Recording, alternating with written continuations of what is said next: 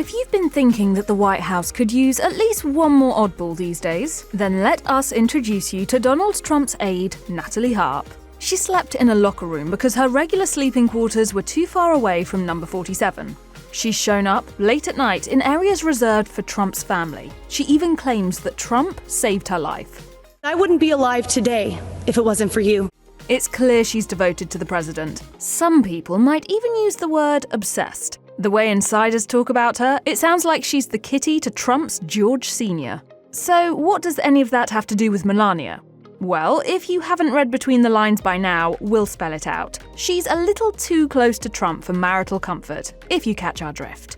In his upcoming book, Revenge, the inside story of Trump's return to power, reporter Alex Eisenstadt described an awkward run-in between Harp and Melania that crossed a few boundaries. He explained that Melania stumbled across the 34-year-old late one night in Trump's private room at Mar-a-Lago. As Eisenstadt wrote, Trump usually keeps that area off-limits to everyone except immediate family, so to find Harp there, especially at that hour, was a little shocking to the First Lady. As Eisenstadt bluntly summarized, Harp didn't do well with boundaries. The official story for the late-night rendezvous, according to the book, was that Harp was dropping off some documents that she didn't think could wait for morning. But even so, it's no surprise that Melania might not think too highly of Trump's devoted aide. And if you look back over their time together, the stories just get weirder and weirder.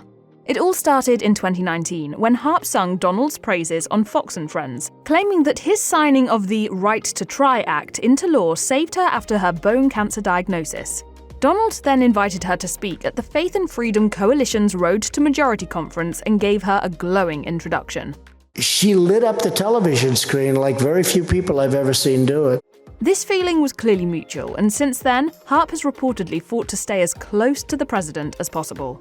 After joining his campaign in 2022, Harp picked up the nickname Human Printer because she had a habit of printing out articles that are complimentary toward Donald and hand-delivering them to him. In fact, Trump began to sort of depend on her for that very thing. Eisenstadt wrote, if he wanted to read a fawning but factually dicey story in a Trump-aligned media outlet, Natalie was there to print it out. Stories abound of Harp's bizarre behavior.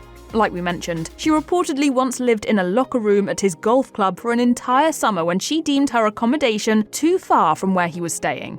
She's been known to follow his golf cart around on foot at times, reading him positive tweets out loud, while other times she follows in her own golf cart equipped with a wireless printer.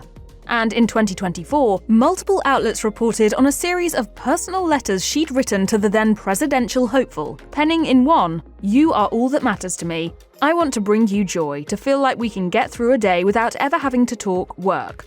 Suffice it to say, Harp has carved out a unique niche for herself in Donald's inner circle, and Daily Mail reports that these days she's considered unfireable.